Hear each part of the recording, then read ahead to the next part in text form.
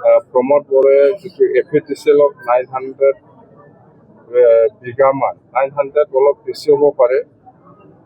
ইয়াত মালগাঁও ৰেভিনিউ আণ্ডাৰত 900তকৈ বেছি মাটি এফিডিচিয়েলক এলটমেণ্ট দি গৈছে। এতিয়া অসম চৰকাৰৰ পৰা এইটো ইমিডিয়েট হেণ্ড অভাৰ দিব লাগে বুলি আমাৰ তাত লেটাৰ আহিছে। তো আমি আলোচনা কৰিছে, আমি এই 900 চামথিং বিঘাত যিমান জাতি জনগোষ্ঠী আছে, সম্প্ৰদায়ৰ মানুহ আছে, ইয়াত মই যিমানটো জানো মুছলিম সম্প্ৰদায়ৰ আছে আৰু কিছু হয়তো ৰাজবংশী ফেমিলিও আছে।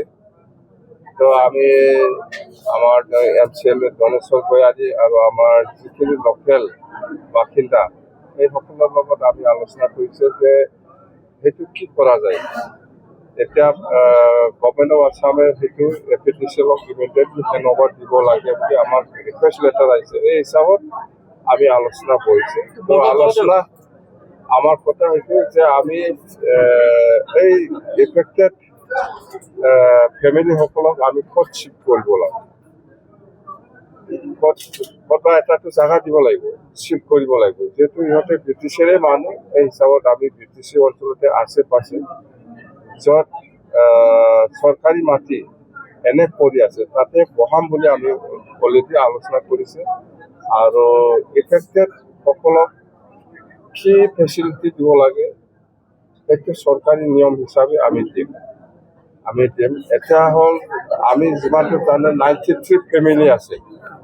93 ফেমিলি আছে। এই 93 ফেমিলিক আমি ইহঁতে ক'ত বহিবলৈ ইচ্ছা আছে সেইটো মাটি দেখাই দিলে আমি তাতে মাটিটো এলটমেণ্ট কৰি দিব। আৰু আমি লোকেল বাসিন্দা হিচাপে আমি আলোচনাও কৰিছে, ইহঁতে এগ্ৰি।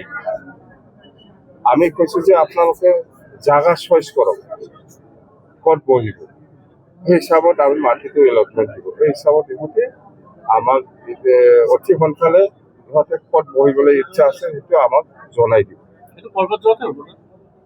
সৰ্বজৰা নহয়, এইটো মালগাঁও। এইটো সৰ্বজৰাটো নহয়, এইটো মালগাঁও, এইটো চাপৰ। আমাৰ BTC ইলেকশ্যনত আগত চাপৰ অঞ্চলত ধুবুৰী ডিষ্ট্ৰিক্ট চাপৰ অঞ্চলত আপোনালোকে ইলেকশ্যন হৈছে বুলি শুনিছে। ইয়াতে লাগালাগি আমাৰ BTC অঞ্চলত 900 কিমান। তো আমি কৈছোঁ এই সময়ত যে আমাৰ BTC অঞ্চলত ইলেকশ্যন কৰিব নালাগে। যদি দৰকাৰ হয় আমি এই ফেমিলিসকলৰ লগত আলোচনা কৰি সেইটো আমি মাটি ক'ত বহাব, ইহঁতক ক'ত শ্বিফ্ট কৰিব সেইটো ফাইনেল কৰাৰ পিছত ইহঁতক আমি ইয়াৰ পৰা তাতে শ্বিফ্ট হোৱাৰ পিছত এই মাটিটো আমি চম্জাই দিম বুলি অসম চৰকাৰত আমি অলৰেডি জনাই দিছোঁ। আগত ইহঁতক ছেটেল কৰিম আমি ক'ত বহাব।